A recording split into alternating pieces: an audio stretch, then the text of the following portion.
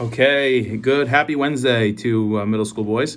Seventh grade, please remember to sign your behavior charts, bring them in every day, and complete any assignments that you missed so far. It's still early in the Zman, and we don't want to fall too far behind. So make sure you're watching these videos, you're doing the assignments, anything I post. Usually it's around 2 nights a week of active learning, of submitting assignments, and making sure you're staying on top of those. But please remember those behavior sheets as well, as they really affect your grade, and you'll only realize it until it's too late. So please, these reminders are serious, and the grades are serious, so please submit it. Easy way to get 100.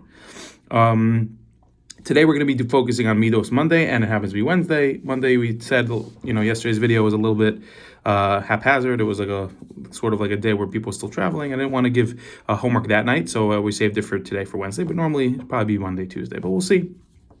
This week's Midah, Rabbi Bernstein posted, was actually a Midah that is suggested not by Rabbi Bernstein, but before Rabbi Bernstein, and it comes from Mesilas Yesharim, and even prior to that, it's written in many different places, in codes of ethics and Pirkei Avos and other places. And that is the idea of Cheshbon HaNefesh. The Midah of the week that we're going to be focusing from here till next Wednesday, and that a student should be focusing on, having her mind on it, should be in the back of our minds, weighing our actions, thinking about our deeds. And I'm not talking about everything you do, like, did you just do that? Was that right, what you just did? Or, what you just did, is there something that you could do better? That's always important also, like after the fact, to see if that was something that was correct, or Ratzon Hashem, which is another midah we talked about, that every action we do should come from a Torah perspective, should come for Ratzon Hashem. But this midah of Cheshbon HaNefesh is actually at the end of each day. The Mesilas Yesharim writes, a person should set time to go through their entire day, all the things they've done. We're talking about eating properly, talking to my friends, was I nice today to people?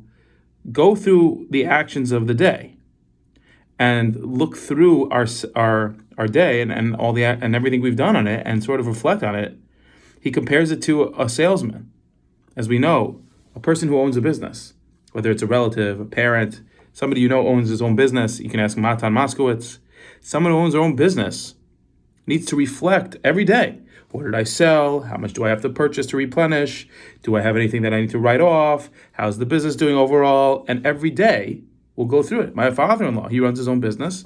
And every night, after he's done seeing people, he stays in his office and he goes through papers, goes through paperwork. He makes sure that everything's up to date. And he has extra work to do every single day. And Mesilas Yesharim writes, that's what we should be doing every day with our own middos, with our own actions of all the things we've done, like a business. Think of each day as like Hashem is giving you another day. You just purchased another day, and we owe Hashem in return, not money, but to do the mitzvos.